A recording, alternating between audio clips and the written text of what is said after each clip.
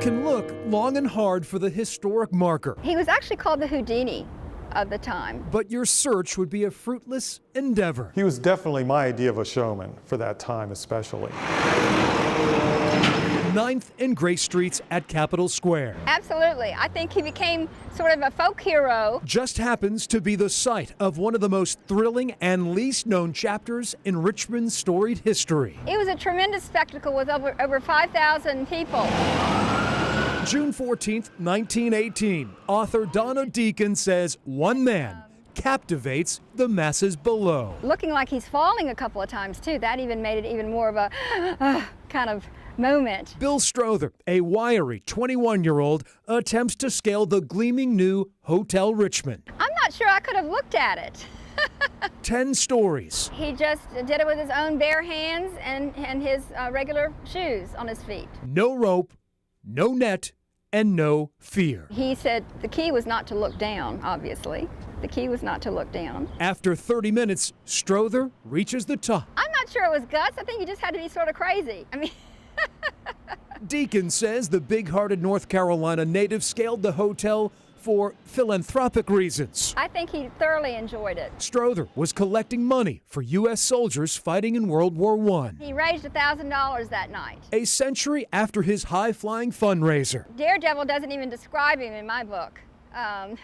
Deacon says the human spider remains largely anonymous. He just had an extraordinary talent and an extraordinary will to even want to try something like this. Strother would repeat his stunt over and over, There you can see him actually climbing a building in New Orleans. conquering the Woolworth in New York and Wrigley in Chicago. Climbed 1,000 buildings in the U.S. and Canada between about 1918 and 1925. And this is an example of what I would call forgotten history. The Library of Virginia's Errol Somé, I think there are some events where Bill Strother was on page one. director of the newspaper project, says Strother generated lots of publicity in black and white. You have to remember, there was no internet, there was no TV, probably commercial radio wasn't even really around, so newspapers were the only game in town. Strother's fame reached new heights when legendary silent film star Harold Lloyd convinced the Daredevil to star alongside him in the iconic movie Safety Last,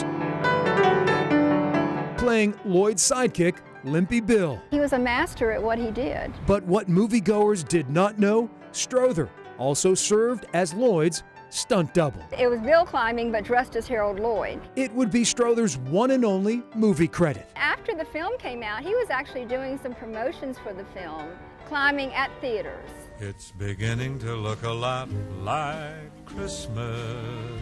But Strother's most iconic role wouldn't involve going up, but shimmying down the chimney. This is my sister Judy, and this is me with my Shirley Temple curls that my mother liked. Just 4 blocks from his original stunt, Strother would thrill legions of Richmonders as Miller and Rose's legendary Santa. He was there from 1942 to 1956 as Santa Claus.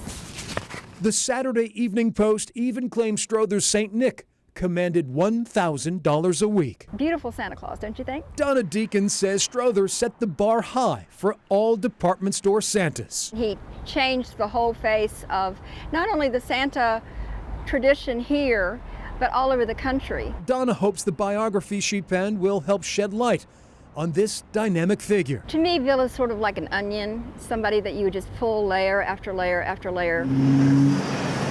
Sadly, the risk taker who tempted fate would die in a car crash in 1957 in California. I think one of the reasons we want to remember Bill is because he was so unique. 62 years after his death, Richmond's most daring exhibitionist still captivates the curious. Well, you know, the next thing I'm going to do is I'm going to walk over there and stand in that corner and look up and try to figure out how he did it. Bill Strother, from Spider-Man and silent film star to Santa, is finally stepping onto the rungs of history. The world needed a strong person to do something unusual and something that people could maybe look up to literally and figuratively. He found his calling in that.